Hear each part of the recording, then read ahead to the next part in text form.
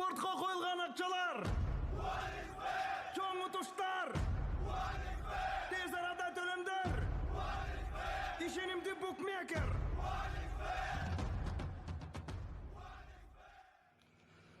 Assalamu alaikum, hurmatly mekendештер.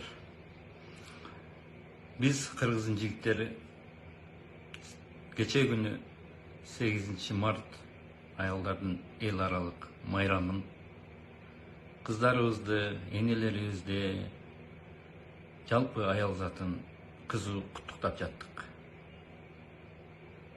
Ошол мезгилде борборубузда болгон окуяны мен көрүп, аябай зээнимге ийди. Качан Кыргыздын жигиттери башына калпак кийип, бетин бет кап менен жабып сабады эле.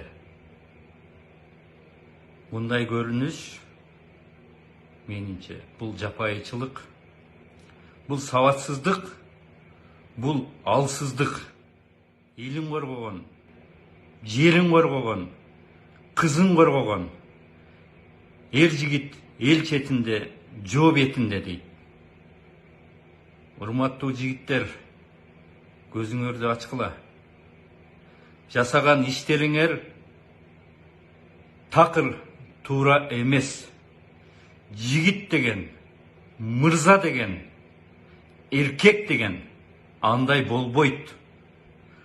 Алсыздарга кол көтөрүү, назиктерге кол көтөрүү бул алсыздык.